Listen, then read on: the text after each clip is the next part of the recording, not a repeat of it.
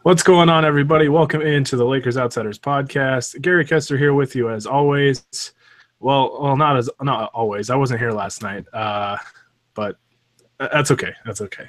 I'm joined by Jacob Rude. We're here to break down the Lakers season opener to the Clippers, a 108-92 defeat. Really, the game really wasn't even that close. But before we get started, I want to give a shout out to Grant Goldberg and the rest of the guys. Jacob, you were there last night for holding down the fort for me while I was gone. Appreciate it, Grant. You're the man. You're the boy, I guess, because you're like 12, but still. No, let's dive into this game. Jacob, I think we were all really excited to kind of kick off the Lonzo Ball era. We're excited for the style of play that we think the Lakers are going to employ while the Lonzo Ball is kind of running the show. We didn't really see that tonight, though. They never really seemed to get off the ground. I said it before we went on. I mean, I don't know if I had my expectations too high or what, but this is the most disappointed I've been watching the Lakers in quite some time. Yeah, I mean, I guess I don't know if I expected it to just be kind of a different style of play or what, but like you said, they just never got going. Like they promoted like this up-tempo kind of free-flowing, whatever, pace and space, whatever you want to call it. And they just kind of seemed bogged down all night. I guess part of that is having Luol Deng at the 3, which I'm sure we'll talk about a bit, and having Nance there and Ingram as your shooting guard. It's a weird lineup because of KCP's suspension, but they just never really got going. And then, Lord, it got ugly real quick, and it really wasn't even a game for much of the second half. Yeah, I kept thinking to myself, in the first half, like, oh, they're kind of hanging around, even though they're shooting very poorly. They're shooting about 30%, I think, in that first half. It's a very, very low percentage, but I was like, oh, they're still within striking distance, like they're fine. But then I looked at the Clippers and I'm like, oh, well, the Clippers are shooting like 30, I think it was like 36, 35% in the first half. So I was like, oh, well, they're looking at it as we shot terribly and we're still up by 11, I think was the halftime deficit. And yeah, I mean, I guess it's to be expected with a young team, right? But at the same time, like, how long are we going to keep saying, like, this is a young team? And I get it.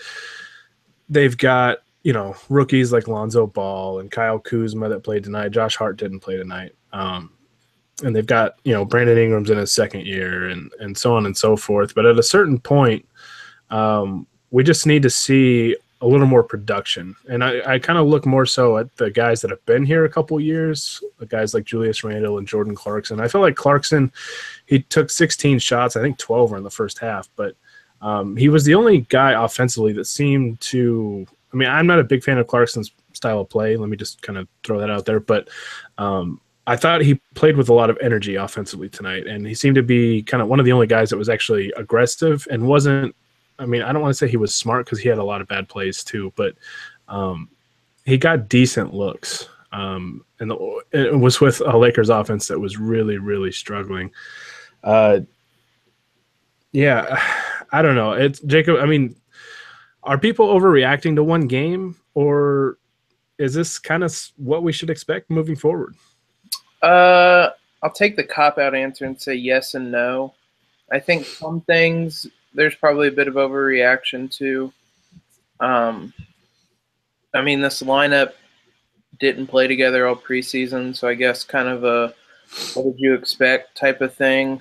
But there were some kind of concerning signs. Like the first quote that came onto my timeline after the game from Luke Walton was attributing the loss to the players hanging their head and saying that's what you get with a young team. Well, you started Luol Deng and Brook Lopez, and Corey Brewer played 17 minutes tonight. And then you have guys like Clarkson and Randall that are in their third year. And it's just like kind of like you said, like, how long are we just going to keep calling this team young and just kind of writing it off to that? Like, that excuse only gets you by for so long. So that part, I don't think we're overreacting to, just kind of the energy level. Um, Lonzo's play, I mean, it was his first game in, 2 weeks? Like, I probably shouldn't have expected and didn't really expect a whole lot, especially after he came down on Patrick Beverley's ankle or whatever and kind of twisted his ankle a bit. And I mean, Patrick Beverley's probably one of the toughest matchups you can get from for your first NBA game. So Yeah.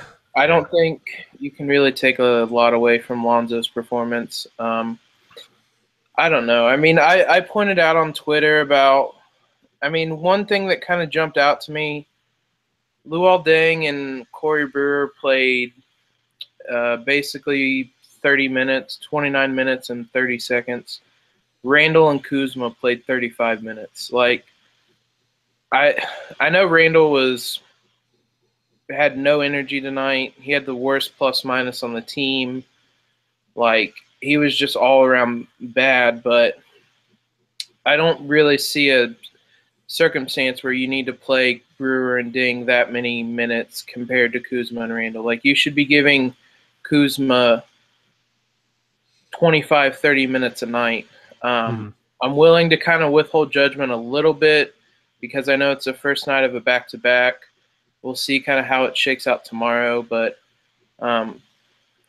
there were a lot of concerning things. I'm not ready to kind of jump off the ledge yet, but there were a lot of things that kind of raised my eyebrows, and I was just like, why is this kind of playing out like that? Why are Ding and Brewer playing so much? Just stuff like that. Yeah, it's kind of the constant struggle, right? With all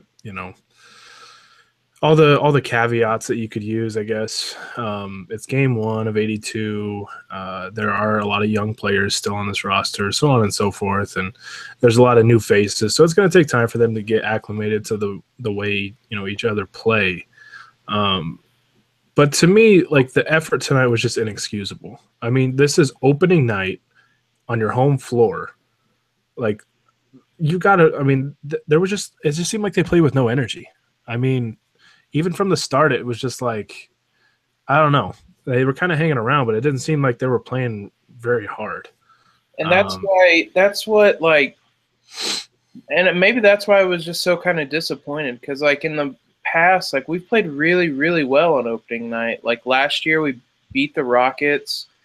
A couple years ago, we came back, had that big comeback against the Clippers. Like, generally, we're a pretty good opening night team, and I mean, it should. If you're not going to get up for opening night, what are you going to get up for? Like, at least in terms of regular season games, yeah. like, you've been preparing for months to play or to get to that moment, and to see the team come out as flat as they did was just. I mean, I keep saying the word. It was just disappointing. Like, I expected more. I mean, that's just the way to describe tonight, I think, is just very, very disappointing because, like we said, I think everybody was excited.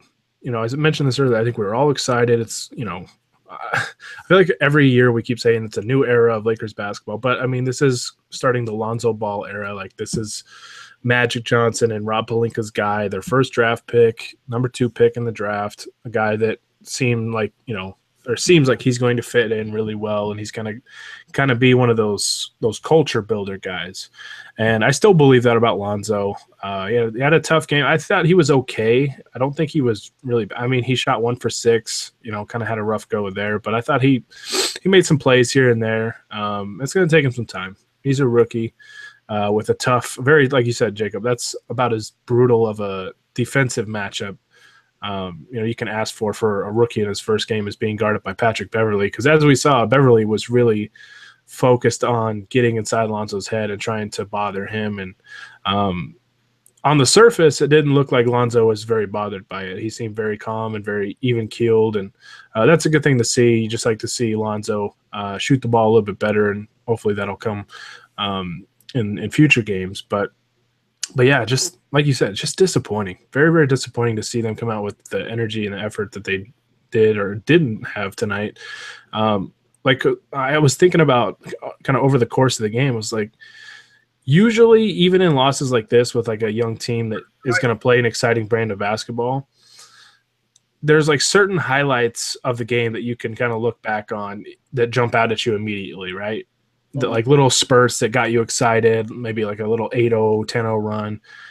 There just didn't seem to be any of that. I know they went on a 10-0 run when the lead was up to a balloon to 30, but I mean, up until that point, I mean, there was just nothing really to get overly excited about. So I that think I can was, only recall like maybe two or three highlight, like a couple Larry Nance dunks, and like that was really the only like memorable thing from the night.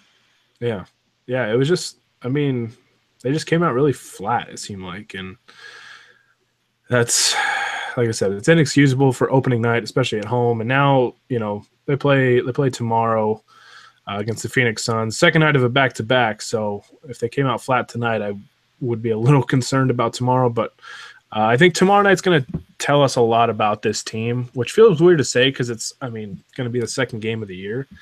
But I feel like, this team won't be defined by the loss tonight. Like they're gonna lose games. It is what it is. But I think it's how they respond to tonight is going to tell us a lot about who they are and how Luke Walton is as a coach, as a motivator. Because at a certain point, we need to really look at Luke Walton and you know place some blame on him. I know he's a very young head coach. It's only his second year as well. So maybe young players, young coach isn't a great combination. But at a certain point, we do need to look at his way because we were very, very quick, and rightfully so, but we were very, very quick to be on Byron Scott for his coaching. And Luke Walton isn't Byron Scott, but at the same time, I think he deserves some blame at the same time. So That starting lineup to me was like, I mean, kind of on that note, I tweeted it at halftime. I mean, on paper, that starting lineup's bad. Like, I don't know what you expected. And like, my biggest complaint with Luke Walton right now, I do think you probably still need to give him a little bit of time, but he's doing a lot of things that it just doesn't seem like he's learning from the past. And the one that sticks out to me most, Luol is still playing the three. He hasn't been able to play small forward for 2 years, 2.5 years now. Like, he wasn't good in Miami. The only saving grace was when they moved him to the 4. You have an opening at the 4 right now. Like, I didn't think – I mean, I know the stat line says otherwise. I didn't think Larry Nance Jr. was all that particularly great. He rebounded decently, but, I mean, DeAndre Jordan had like 44 rebounds tonight. yeah. You have an opening at the 4. Play him at the 4. Play Ingram at the 3 and put Clarkson at the 2 or do something like that. Like, that lineup tonight was so bad. And I know Anthony kind of said it last night. His insistence on keeping the bench units together, like, kills him at times. Yeah. Like, we saw it last year. You dig such a big hole with your starters that your bench unit can't climb out of it, and you can't expect to do that every night. So that's the most frustrating thing to me about tonight is that the starting lineup might be able to work against the Suns because the Suns are awful, but man, you can't.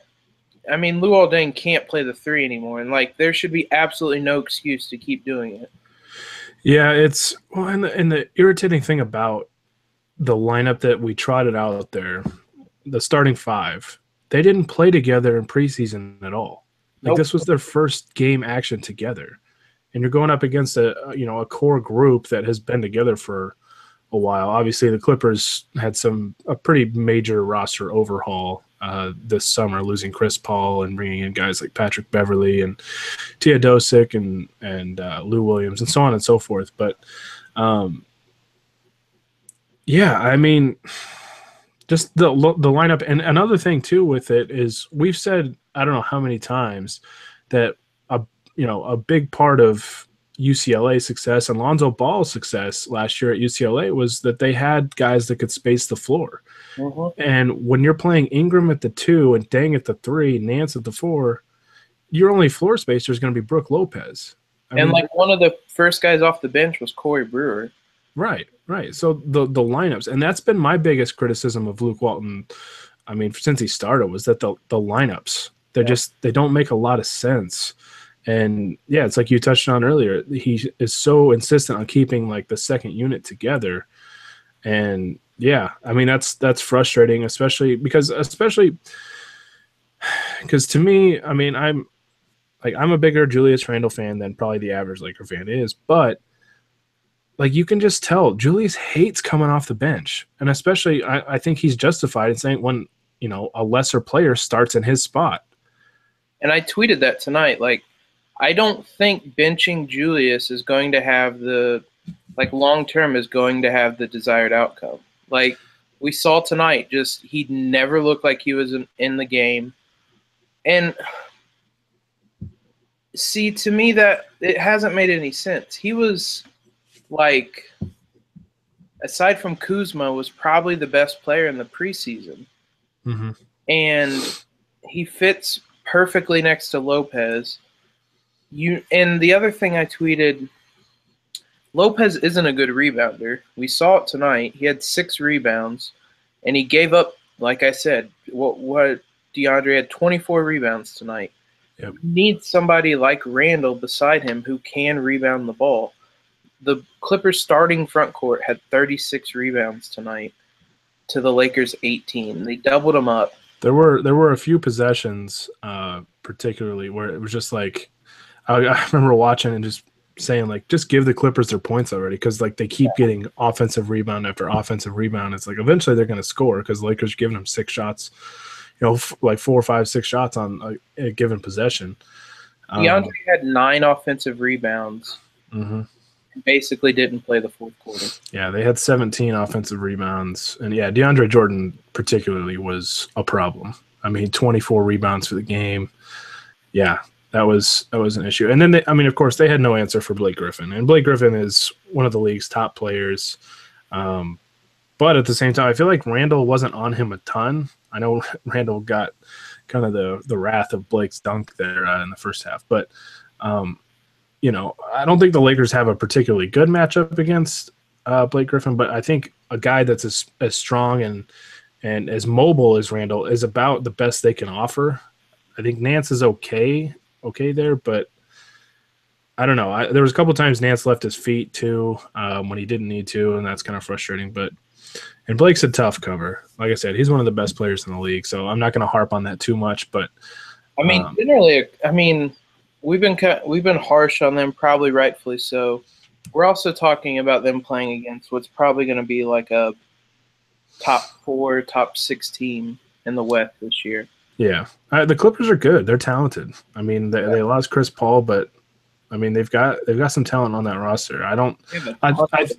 I feel like the Lakers made them look better than they are tonight, but I think the Clippers are definitely going to be a playoff team somewhere in there. Oh yeah, absolutely. But yeah, just to kind of finish off the point from earlier, if you're going to play Lopez, I thought was the best player tonight, but he got destroyed on the boards, and we knew. That's another thing. We knew that coming into the season, and that's why we thought Randall made so much sense.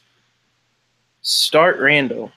Yep. Nance isn't providing anything offensively that Randall isn't. He's not even attempting the shots. At least Julius is. And he got torched for the most part on defense tonight. Griffin had 29 points and 12 rebounds. If you're going to not be able to play any kind of defense, at least put Randall in there to try to cover up some type of weaknesses. Because right now, and I know we've been really kind of harsh on Nance the last 2 podcasts. He has a role in this league. I just don't think it's with the Lakers going forward, because they want to play this pace and space, fast break, 3-point shooting basketball, and it's becoming more and more glaringly obvious that he can't fit in that type of offense. So, to me, you need to start Randall tomorrow night. just, I mean, if nothing else, just to try to help with the rebound battle because they got destroyed on the boards tonight. Yeah, yeah, the lineups definitely have to be better, and of course, with Contavious Caldwell Pope coming back, that'll help, especially because he'll slide into that starting two spot, which will put Ingram back at his natural position. And uh, I mean, I don't know. And then at the four, you still have the question marks. Are you going to go with Nance? Are you going to put Deng there? Are you going to start Julius? I'm with you though. I mean, I would start Randall, just because, like you said, he provides better support on the glass alongside Lopez. Um, I think I mean, he can create offensively too. Like, I mean, we've said it a number of times. Randall can be frustrating because sometimes he puts his head down, doesn't see the floor properly, kind of has tunnel vision, so on and so forth. But he is so much more advanced as a creator of offense than Larry Nance Jr. is. I mean, as soon as Larry Nance Jr. catches the ball, he wants to get rid of it. So at least with Randall, he's a threat, offensively. And I mean, the Lakers just needed more of that tonight. So Given how kind of tonight and the preseason went, what would your starting lineup be against the Suns? I would go. Are we talking? Oh, against the Suns. Okay, so no KCP. Let's see. I would go Lonzo at the 1. That's tough. I think I would. I hate playing Ingram at the 2, but for one game, I would put Ingram at the 2, with Kuzma at the 3, Randall at the 4, and Lopez at the 5, just to give better spacing. I know Randall's not a great floor spacer, but with Lopez and Kuzma and Ingram, even though he hasn't shot well, that's better floor spacing. That's just more room to operate, and I think Lonzo would be a lot more comfortable. See, I would go Lonzo, Clarkson, Ingram, Randall, Lopez, but I mean it accomplishes the same thing. Like you need something. I thought Clarkson, you kind of touched on it earlier. He looked good off the bench. I thought him and Lonzo had some good minutes together. I don't know how much they ended up playing together, but they looked good together. It kind of takes away some of what you have off the bench, but your bench is going to be shorthanded regardless right now. So really, you just need to stop digging yourselves in these huge holes like they done for the better part of the last year, basically. Mm-hmm. Yeah, no, it was a frustrating game all around. All around, very, very tough to watch. Kind of tough to stomach. Like all of our excitement just went south in a hurry. So, but as we talk about this game, let's try and be a little more positive, and let's try and end this discussion on a better note. So, Jacob, what was a positive thing about the Lakers tonight that stood out to you? I mean, this one's kind of I'll give two because one of them's a little obvious. Brook Lopez is by far going to be the Lakers' best player. He looked really good tonight, I thought. I know percentage-wise he didn't shoot well, but he spaces the floor. It was just nice to see everything we talked about kind of finally starting to go into place because Lopez and Lonzo didn't really play together. So to see the two of them kind of some of the pick and pop exchanges they had, stuff like that. The one where he hit Lopez on a pick and pop and then relocated right away and got the 3. Stuff like that. That doesn't happen if Julius Randle's the pick and pop guy, or Nance or whoever. And then the other one I just mentioned, I thought. I mean, I know it might not. I'm trying to look. I mean, it may even statistically. I thought Clarkson was the second best player tonight. You kind of touched on it. He still played like Clarkson does, but he brought energy and I don't know. He brought almost kind of a sense of urgency that nobody else seemed to have, which maybe was just refreshing to see, and that's why I thought he looked so well. But I thought Clarkson looked really good tonight too. I'm going to go with just a different positive for the sake of discussion here. And it feels really sad saying this about a guy that played 11 minutes tonight. But I was actually kind of impressed with Andrew Bogut tonight. I thought he played pretty well considering he didn't play at all in the preseason. Um, he's been battling injury, which is kind of a thing with Bogut. That's been a part of his history. But He's been battling injuries since he was drafted. yeah, pretty much. But I thought defensively tonight, I thought he was actually pretty good. He had 2 blocks in 11 minutes, but I thought he changed some shots. He was fairly active on the glass. I mean, he had a couple of fouls, 3 fouls in 11 minutes isn't good, but I thought defensively he brought something that the Lakers haven't really had in a while. I thought he really anchored the paint fairly well, and hopefully that's something that he gets some more minutes off the bench and can provide a little bit of toughness defensively and protect the rim a little bit and rebound and help the Lakers get out and go. Because, as you know, if you want to play fast, you got to get stops. If you have to keep taking the ball out of the net, take it out of bounds, inbound it, all that stuff, it slows you down. So you got to get stops defensively. And I thought Bogut was pretty good tonight in the very brief stint that we saw. Hopefully that continues, and hopefully he's able to stay healthy. Unfortunately, I think that means there's not really any minutes for Zubats. He was actually inactive tonight, which is kind of concerning and surprising. But Bogut, that's because of Andrew Bogut, and Bogut played pretty well. So that's my positive, since you named a couple other ones. I did think, and Bogut provides, kind of like Lopez provides, a skill set that none of the other guys have. So does Bogut. He sees passes that the other guys don't see. Like, he only had 1 assist tonight, but there were a couple times where he made passes that I don't know that the guys were ready for, and they kind of fumbled them and stuff like that.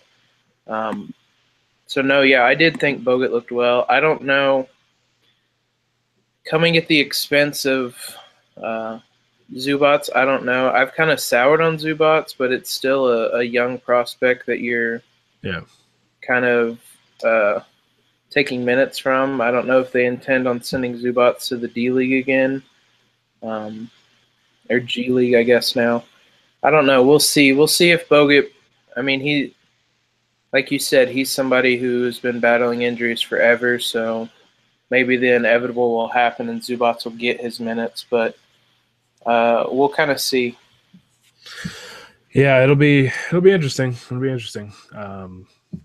So we'll see moving forward. Obviously, I think as the season progresses, you'll see, and if the losses keep piling up, the Lakers young guys will get more and more minutes, and then we can't even call it tanking this year. So it'll just be purely development. But all right, let's look ahead to tomorrow night's game.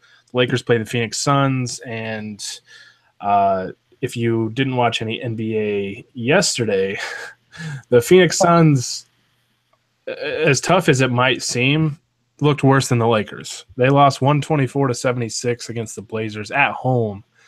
I think they were down by like 58. Was that? It wasn't even that close. I know. I think they were down by like 58 at one point or something like that, like close to 60 points at home. So yeah, that's rough. So somebody's got to win this game. I mean, I wouldn't surprise me if Adam Silver just came out and just gave both teams a loss. But how are you feeling about tomorrow night's game? Second night of a back-to-back, but it's a game that the Lakers can definitely win. Yeah, I mean, you kind of mentioned it earlier. This will probably kind of tell us a lot about a team, see how well they bounce back and kind of stuff like that. Again, you don't really want to put a whole lot into the second game of the season, but my God, the Suns looked awful on Wednesday. So you would hope that it would be not just competitive, but that the Lakers would have control of the game at times, I would think. Like, it certainly can't be how, like, some of the Suns-Lakers games went last year, some of those huge blowouts. I'm a little more optimistic. Hopefully the guys kind of got, I don't want to say humbled because there's nothing for them to be really high about, but hopefully they kind of take tonight, kind of learn from it, and then go out tomorrow. And it's a winnable game, and there aren't going to be a lot of games you can really say that for the Lakers, especially on the road.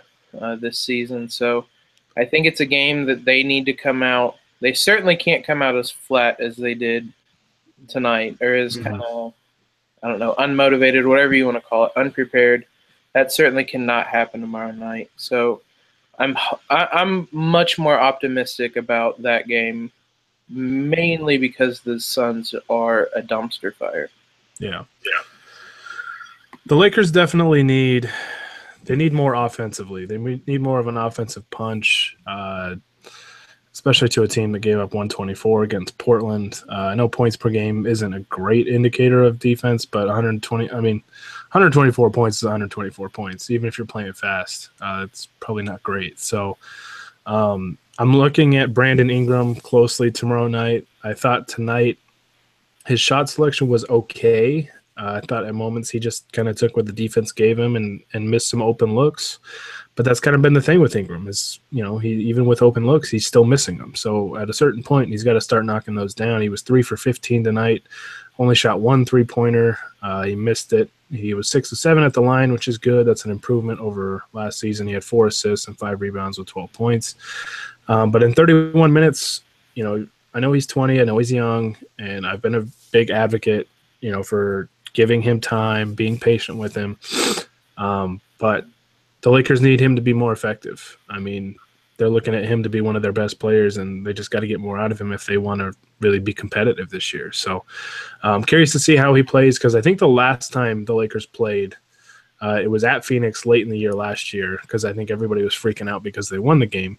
I forgot about that. And Ingram played pretty well. I think Ingram and Russell played really, really well, which had us all really excited. But hopefully we'll get a repeat performance of that, because, like I said, Ingram's got to be better, but the whole offense has to be better. I think, less ISOs for him and just more movement and getting him involved in certain types of actions that'll have him coming off of movement away from the ball and just make things a little bit easier for him, because I think a lot of times it's hard just dumping the ball down to a 20-year-old and saying, there you go score.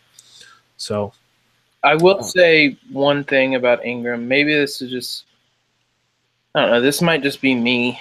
I mean, at this point, it's not going to be like something clicks and he's going to suddenly one night become a 25-point per game scorer. And I'm not saying like you necessarily are saying that. It just, to me, seems a lot of the fans that are saying, oh, we have to be patient, are also the ones that are like constantly criticizing every night. I mean, I thought tonight the shots weren't falling, but I was a little more encouraged by what he was doing. He stayed involved, and he was looking for his shot, but he was also kind of what you said. If the defense was giving him something, he was taking it. He had a couple kind of foul line jumpers that were off, stuff like that. I just think you can't say we have to be patient and then complain every night about Ingram. Like you can't have it both ways. So at this point, I mean, to me, I'm just kind of looking, was this game better than the last game? Right. If he shoots a little bit better this game, or I guess against the Suns, I'll be pleased. But I mean, generally speaking, tonight I was surprised by I didn't look at his box score until after the game. I was surprised he went 3 of 15 because it just felt like he was playing a little bit better than that. But I agree with you. It'll be interesting to see who's matched up against him. I don't know who the Suns started in their game, but it could be interesting having Josh Jackson against him, or if he's starting at shooting guard, he might have Booker, which is probably one of the more favorable matchups he'll have. Yeah, definitely. So, or I mean, likewise, it could be someone like, I don't know, Marquise Chris or something like that. So it'll be interesting to see who's matched up against him tonight, tomorrow, whenever you're listening to this. Yeah, definitely something to look for. And I think my thing with Ingram is the urgency that I have for him, because like in the article that I wrote on LakersOutsiders.com, if you want to read it, it is my pinned tweet on Twitter at Gary Kester. That's my shameless plug for the evening. But my urgency with him, and I wrote it at the top of the article, is that I think he absolutely needs time. he's super young. He turned 20 last month, for crying out loud. Like, really, really young. So it's going to take him time. But the Lakers also need him to play better if they want these free agency plans to come to fruition. Like, if you're going to sell this team, you've got to start with your young guys. Like, this is our future. It's super bright. Like, look at our young guys that are playing really well and so on and so forth. But they need Ingram and Lonzo and Kuzma and all these guys to play really well. And it's unfair to them that, the pressure is on them to perform this early, but that's kind of the plan that the team's laid out. They want to attract free agents, and as we've learned in years past, just being the Lakers and playing in Los Angeles isn't enough to do it. So, so hopefully it all improves. The Lakers will just have to be better overall. They got to show, they just have to be competitive. They have to execute better offensively, and then defensively. I thought they forced plenty of misses tonight. Clippers shot 39.3%, but they've got to finish the possession and grab rebounds. You can't give up 59 rebounds and 17 offensive rebounds. So I think that's going to do it. This went a little longer than I thought it was going to, but I think with that performance, we could probably rant quite a while on it. But no, Jacob, I want to thank you for jumping on with me tonight. I always am astounded by you and Dylan, especially being the East Coast or Eastern time zone people, and how late you guys can stay up. But one more thing to really cap off how sad tonight was. Oh boy! I believe on Snapchat, D'Angelo posted that he was watching the game tonight. Oh, yeah, I was so tempted to bring up D'Angelo Russell in a number of different ways tonight. So-and-so, like the Lakers traded their offense to Brooklyn, but I'm not going to go too far in one game. I'm not going to overreact. But no, that's going to do it for us tonight. We will be on again tomorrow night after the game, Lakers and Suns. Make sure you check that out. Hopefully, boys bounce back and can deliver a win tomorrow and just an overall better performance. So, Jacob, thanks again for joining me. If you want to find the Lakers Outsiders podcast, you can subscribe to us right here on YouTube, or soon again, hopefully you'll be able to find us on iTunes. We've been having some problems with the iTunes account lately, and I'm working on getting that fixed. So hopefully that's up again soon. But you can also find all the stuff, all of our content at LakersOutsiders.com or on Facebook, on Twitter.